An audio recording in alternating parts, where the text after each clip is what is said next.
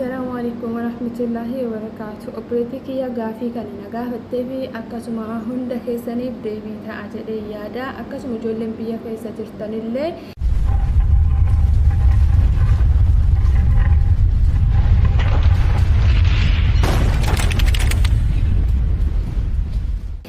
كان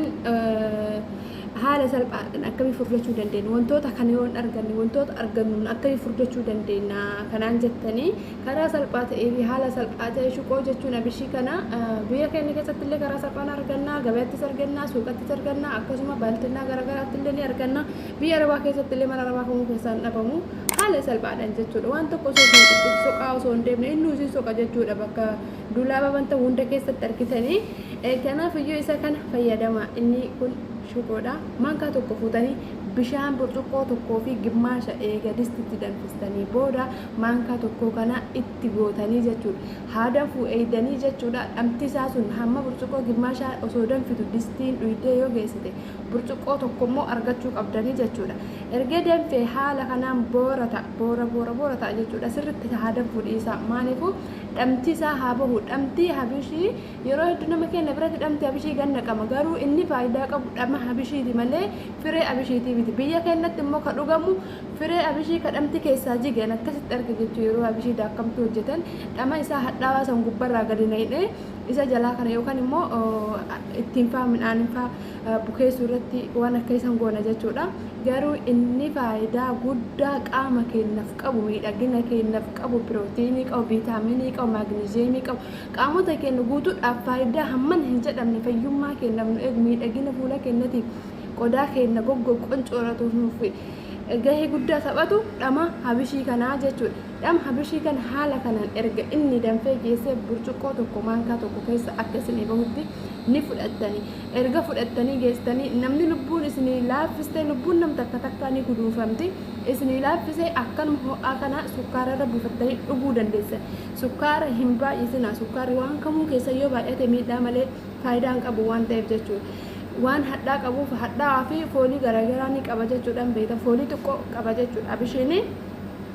angara kiyya foolii qaban jaaladhu garuu ni fayyadamaa jechuudha namni kamuu akkasuma jedhee yaada maal gootanii daa'ima maankaa tokko itti naqxan amma kanatti jechuudha daa'ima maankaa tokko ni naqxanii yoo daa'ima hin qabaanne immoo sukkaara likkimatti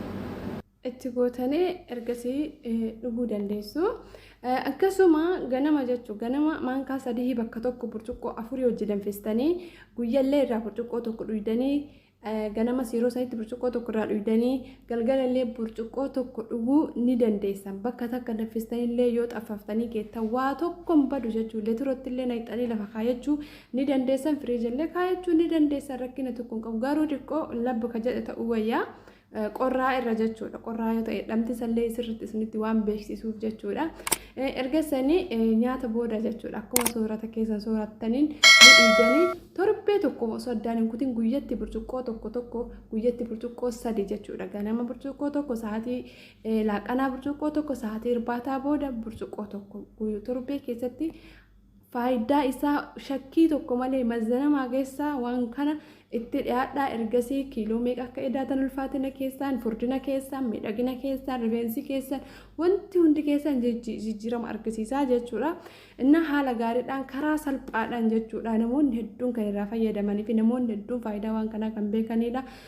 dhugaa dubbatuuf namoonni beektan jirtanii koomentiidhaan barreessuu fi hin dandeessan namoota warroota namoota tokko jira yoo itti himan mee dhugaa jedhe mee wallaa jedhe qoosa faasa'anii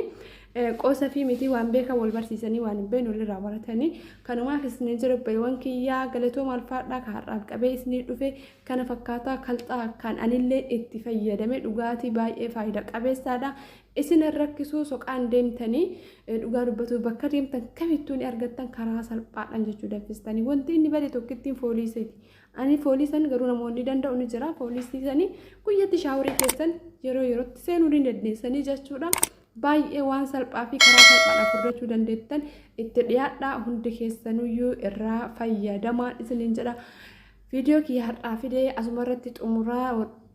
kan gaafattanillee hundi